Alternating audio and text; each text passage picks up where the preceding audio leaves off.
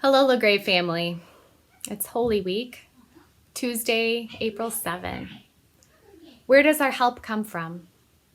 Our help comes from the Lord, the maker of heaven and earth. And our help is in the name of Jesus Christ, the same yesterday, today, and forever.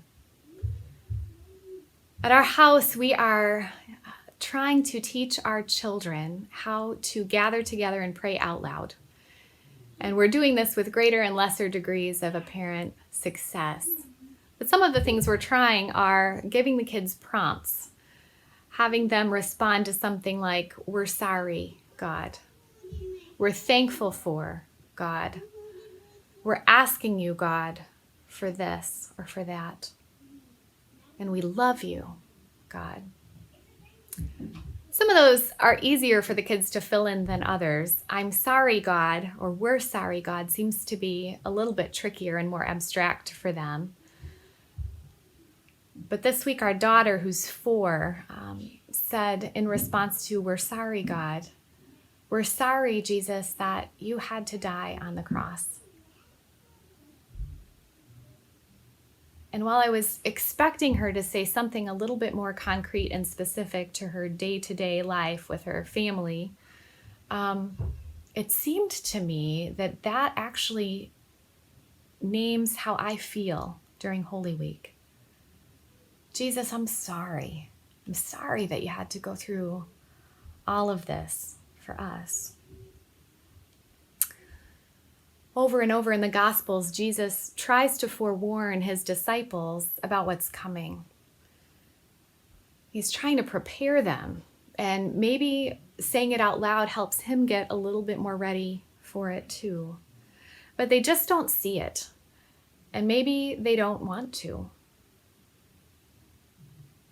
One of those places is in Matthew 16, right after Peter confesses that Jesus is the Christ, the Son of God. Jesus starts to explain to his disciples that he must go to Jerusalem and suffer many things at the hands of the elders, the chief priests, and the teachers of the law, and that he must be killed and on the 3rd day be raised to life. And Peter verbalizes the involuntary cry of our own hearts. "No, Jesus. We're sorry, Jesus. We wish it wasn't so, Jesus." Matthew says Peter took Jesus aside and started to rebuke him. "Never, Lord," Peter said. "This shall never happen to you." But Jesus summons strength forged in wilderness temptation, and he says to Peter, "Get behind me, Satan. You do not have in mind the concerns of God, but merely human concerns." Jesus lives with the weight of recognizing the reality of his own upcoming death.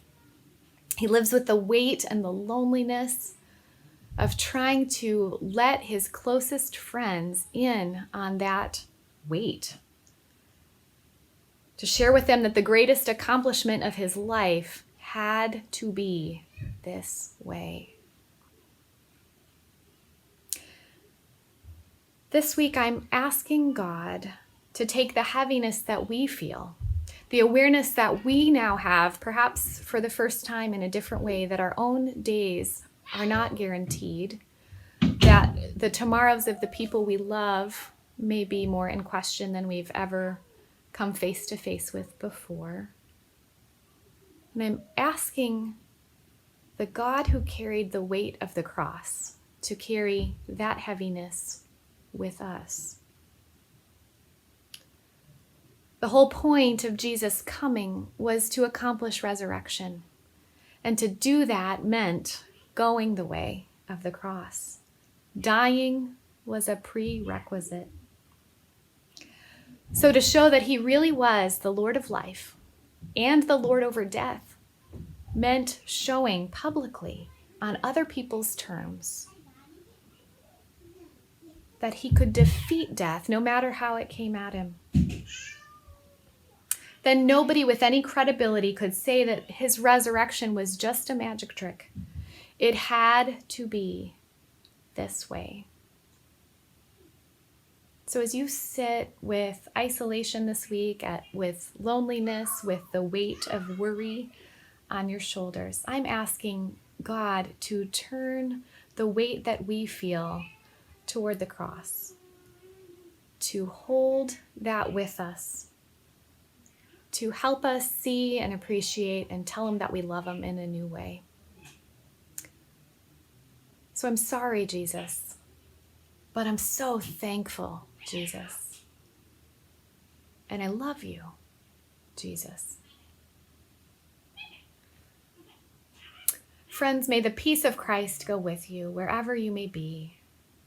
May he guide you through the wilderness and shelter you through the storm. May he fill you with thanksgiving at the wonders he has shown you.